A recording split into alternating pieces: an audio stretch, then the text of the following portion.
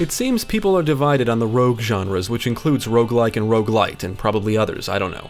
I know people who refuse to play games if there's any random elements, and many games, especially indie games over the past several years, have gone down the roguelike path. Something is randomized, whether it be the environments, items, enemy spawns, etc. I personally don't mind roguelike elements in games if it's implemented well. I think it's a good way of adding replay value. One of my favorite roguelites is Spelunky from Mossmouth, or Derek Yu. He was also involved with Doom, the roguelike, abbreviated as DRL. Yes, there's a Doom roguelike, and it's been out for quite some time apparently. From what I researched, it's been out since 2002. Regardless, it's a free and open source game based on classic Doom. It was developed by Chaos Forge, who are also responsible for Jupiter Hell, which is advertised as the successor to DRL. So the real question is, how does classic Doom translate to a roguelike? Well, let's take a look.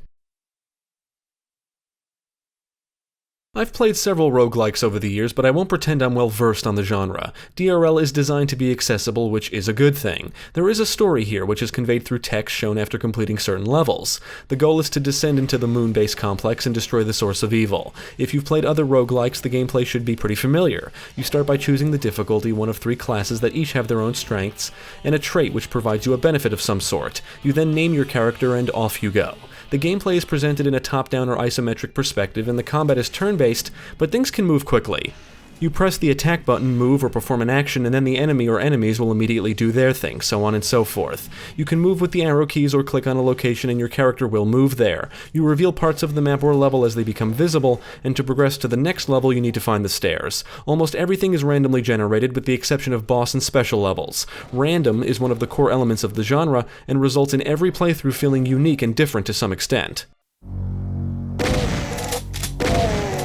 As you kill enemies, you'll gain experience or increase your score and eventually level up. Whenever you level up, you can put a point into a trait, and pumping points into certain traits will make other traits become available. All the traits allow you to create different character builds. DRL is a difficult game, so knowing what traits work well together is important. There is an inventory system, and you can find all kinds of items littered throughout the levels, like weapons, ammo, health, armor, and power-ups. Enemies will also drop items when killed. You have a limited amount of inventory space, so you can't store everything. You have to pick and choose. You can carry a ton of guns, but will you have enough room for ammo? You can store plenty of ammo and weapons, but will you have enough room for med packs? You're going to need to manage your inventory properly. There's a good chance you're going to die at some point. If you manage to complete specific tasks, you'll rank up, which I guess applies to your overall profile. After reaching certain ranks, you'll unlock new game modes. There's lots of things to see and do in DRL, and it can be quite addictive. Almost everything but the gameplay in DRL is taken from Doom. It looks like Doom, it sounds like Doom, it just doesn't play like Doom. The weapons are from Doom, the enemies are from Doom, most of the pickups are from Doom, and then some. There are new weapons like the combat knife, combat shotgun, and assault shotgun, and that's just to name a few. But that's not all. You can actually assemble new weapons using different modifications found throughout the levels. You can acquire and equip different types of armor, boots, and there are mod packs that can be used to modify or improve your equipment. Also, equipment can come in different what I'll call rarities. You can acquire different suits which protect you from different things, and the iconic power-ups like the Berserk Pack, Invulnerability, and Soul Sphere are present. Armor shards repair armor, blue potions grant health, light amplification goggles increase visibility, and phase devices will teleport you to different locations in the levels. You can drop a thermonuclear bomb to destroy everything in the level except stairs and unique items. There are a lot of items and things to aid you during gameplay and ways to improve or enhance your character and equipment.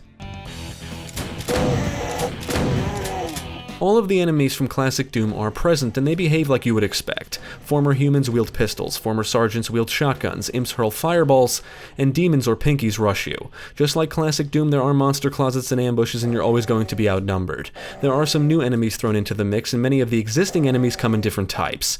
DRL can be very difficult, and as accessible as it is, you really want to understand the traits, equipment, and what each enemy is capable of. The Marine is fragile, but with the right combination of traits and equipment, it is possible to survive. If you die, it's game over. Death is permanent. You can see your stats and then must start from the beginning with a new character. You accumulate points as you play and you can view the high scores in the Hall of Fame.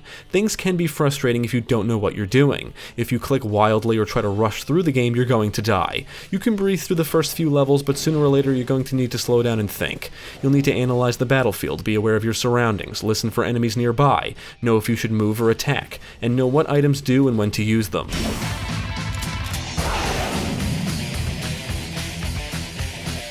The The levels are pretty basic looking, but resemble what you would see in classic Doom. Boxes and or crates are scattered around, you'll traverse through hellish looking areas, parts of walls can be destroyed, you can use teleporters, and there are plenty of hazards to avoid, like explosive barrels, acid, and lava. There are different types of explosive barrels too. For example, if a barrel of acid blows up, it will leave behind acid on the ground. You'll come across levers and or switches that can remove walls or change something in the level. Sometimes it's a trap and the entire level is filled with lava. Yeah, that sucks.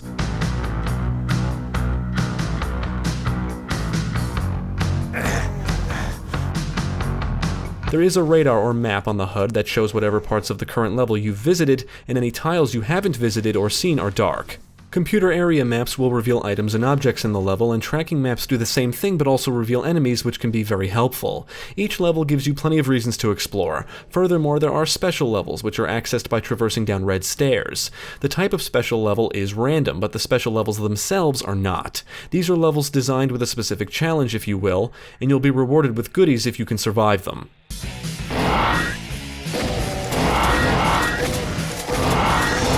In addition to the standard game is the challenge game modes, which are unlocked by reaching certain ranks, and there are different challenge game types if you want to call them that, and they vary in difficulty.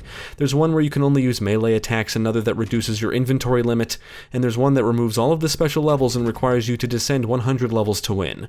The Dual Angel Game Challenges mode allows you to run multiple challenge game types simultaneously.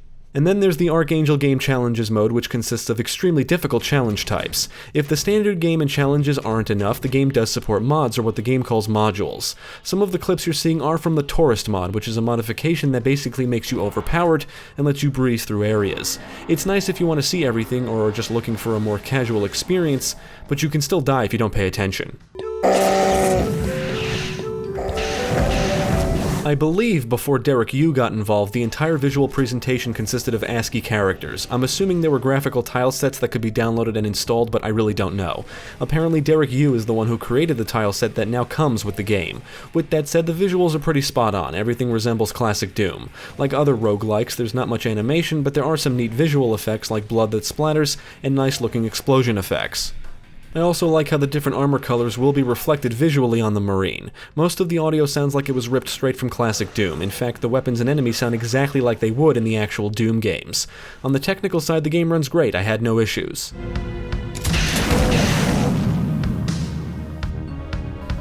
DRL is a lot better and more involved than I thought it would be. I had no idea it's been around for so long, and I had no idea it would be as involved as it is. It's accessible yet requires thinking. It's challenging but not impossible. I had a great time with this, and success will depend on patience and the time you take to actually learn everything. There's a lot to see and do here, and it's a great recreation of classic Doom in the roguelike format. I can see players getting frustrated easily, and it can suck getting really far and then having to start all over because of a stupid mistake or something you didn't see coming. But every death should be a learning experience to some extent. It's not the kind of game where you can memorize your way to the end because almost everything is randomized. You need to think, manage your inventory, and understand what makes a good character build. Doom the Roguelike is easily one of the best games in the genre I've ever played. It's also a great starting point for those looking to get into the genre, mainly because of how accessible it is. Best of all, it's free. I would absolutely recommend it to fans of Doom and the roguelike genre. It may not be as fast-paced or as hectic as the legendary first-person shooters that influenced it, but it does capture the charm and spirit of those games. If you don't like the genre, you're not going to like DRL, but if you're at all interested, there's no reason not to check this out.